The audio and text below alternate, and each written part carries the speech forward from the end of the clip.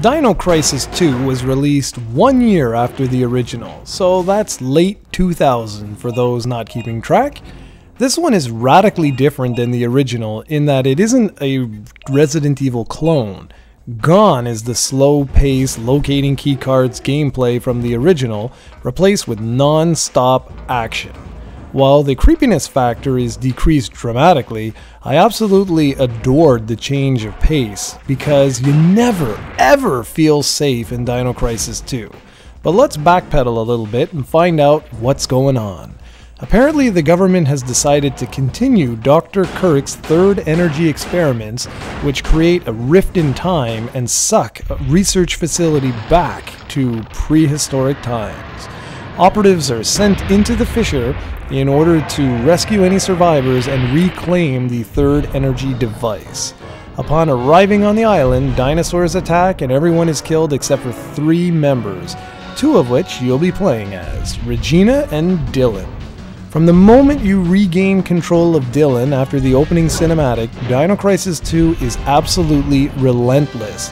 Unlike the original, this isn't a puzzle-solving game with some action elements thrown in for good measure. Oh no, this is a pure-blood action game through and through. Dinosaurs attack in packs, often 4 or 5 at a time, and once you think you've cleared an area, they just keep on coming. This is all part of the new gameplay system. You see, as you make your way from one linear area to the next, you're awarded a score based on how many dinosaurs you killed and whether or not you took damage in the last encounter. You can also earn insane combos by chaining dino deaths together one after another. The game calls it room score, even though there are areas that might be several screens long, for example. The better the score you earn, the more points you're awarded. Points can then be used to replenish your ammo, buy new weapons or healing items, etc.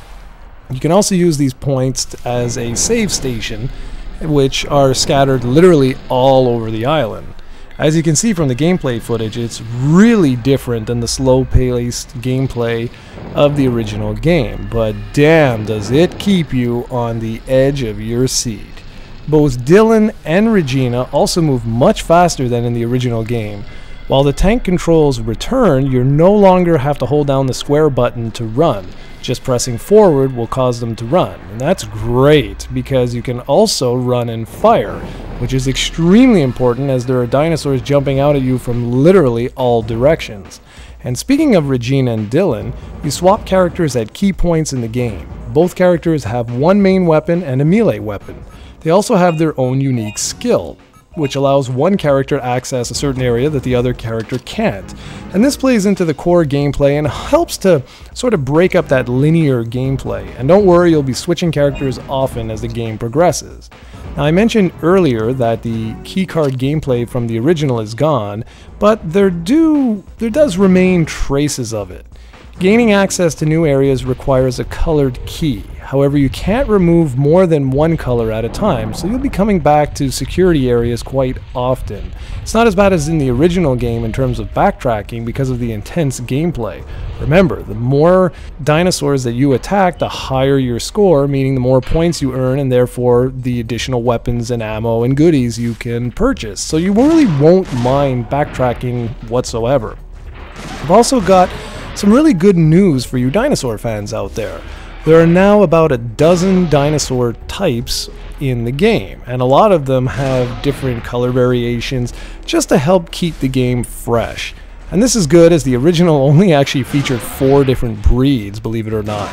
And speaking of which, the 3D backgrounds that made the original Dino Crisis so much smoother than Resident Evil 1 and 2 have actually been ditched in favor of the more traditional pre-rendered backgrounds. But while that might seem a little bit disappointing at first, don't worry about it because they look really great, and believe it or not, the game still retains the smoothness. This is a very well put together game. There's also a lot of movement in Dino Crisis 2, be it from the background where you'll see dinosaurs slowly like herding from one area to the other, to maybe bugs flying all over the place, and much, much more. The cinematics are also absolutely stunning for a PlayStation 1 game.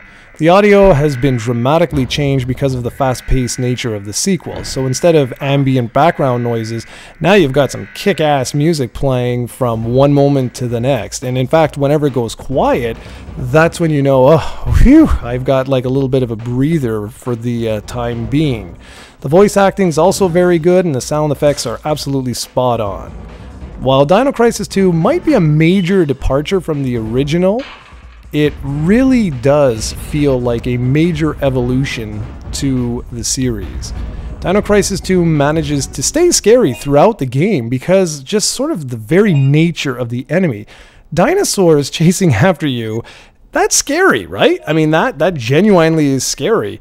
Instead of part 1 where you had like the jump scares and just the overall creepiness factor, now you're at the edge of your seat constantly because dinosaurs are just keep coming after you.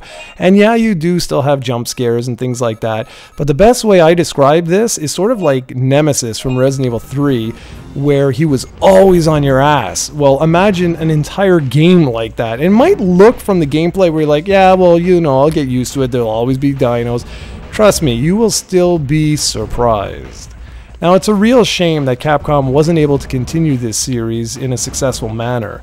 Dino Crisis 3 was just awful, and it destroyed the franchise, but I'm really hoping Capcom decide to reboot the series, and if they do, I'm hoping that they look at these two first games in the series.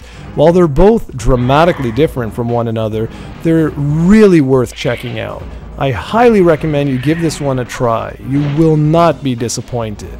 And if you would like to try it out, it's currently available, obviously, on the PlayStation 1 and also on the PlayStation Network. Regina beckons you.